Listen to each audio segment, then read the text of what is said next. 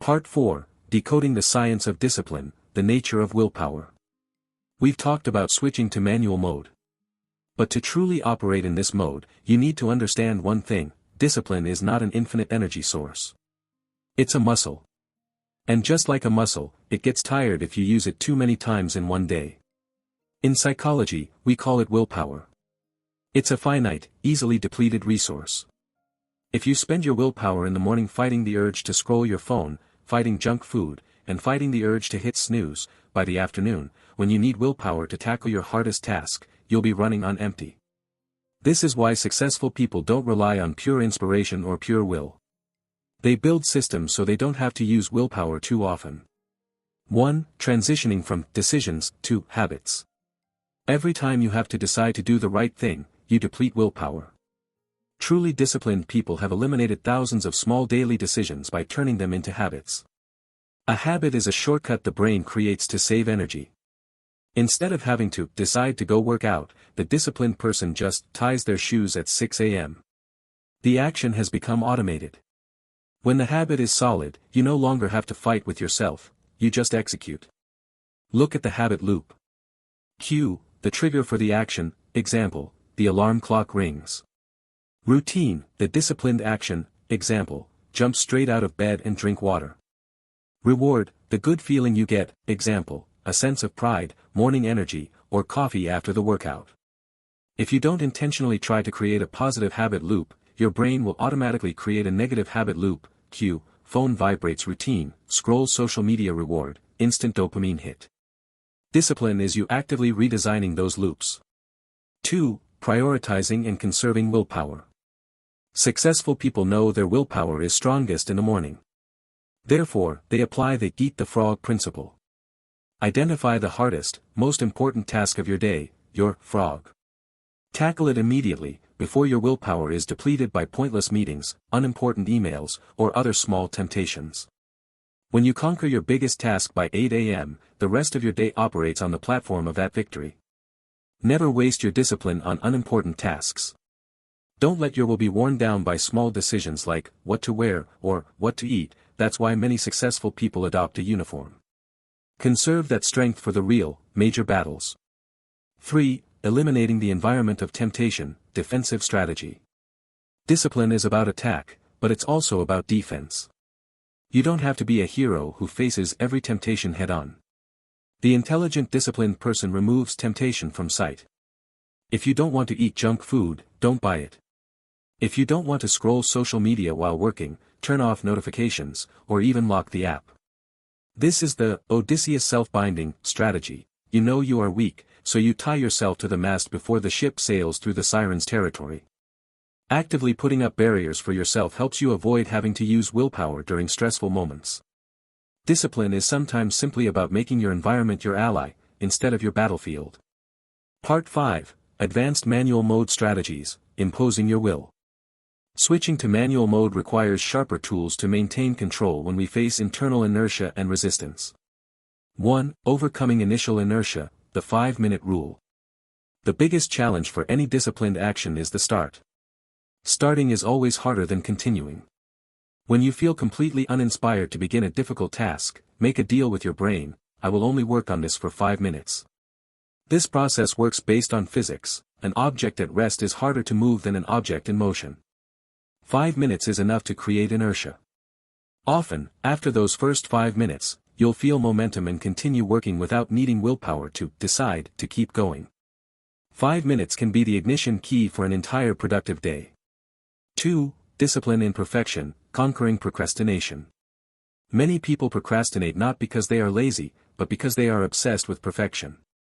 They wait for the perfect time, perfect document, or perfect inspiration to start. This is a sophisticated trap of indiscipline. Truly disciplined people understand, done is better than perfect. Apply the chunking technique, break a giant goal, example, write the book, into manageable pieces, example, write 500 words today. And commit that you will finish those 500 words, no matter how bad they are. Your discipline lies in completing that small piece, not in its initial absolute quality. Quality will come later, consistency comes first. 3. The zero compromise rule. In the most important areas of your life, health, core work, and relationships, you must establish hard boundaries that you are never allowed to compromise. For example, health discipline, zero compromise on working out 3 times a week. Rain or shine, tired or busy, you must complete it. Work discipline, zero compromise on spending the first 90 minutes of the workday on your core task, no email, no calls. When you start compromising these boundaries, you are sending a dangerous message to your subconscious: my word is not reliable. Every small compromise erodes your self-respect and overall discipline. The disciplined person views consistency as the highest moral value. 4. Discipline in promise and accountability. Discipline is about keeping promises to yourself, but it's reinforced exponentially when there is an external accountability factor. Seek out or create an oversight partner. It could be a friend, a coach, or even publicly stating your goals. When you know someone is watching, social pressure activates a psychological mechanism that forces you to keep your promise. Remember, discipline is not a private act, but a public declaration to the universe about who you are and how much you value your word. Elon Musk, or anyone else, is held accountable to a board of directors, investors, or the public. Create a board of directors for your own life. Part 6, The Philosophy of the Disciplined Life, True Freedom. After all these intense strategies and self-control, you might ask, is discipline a restraint, a set of shackles on freedom?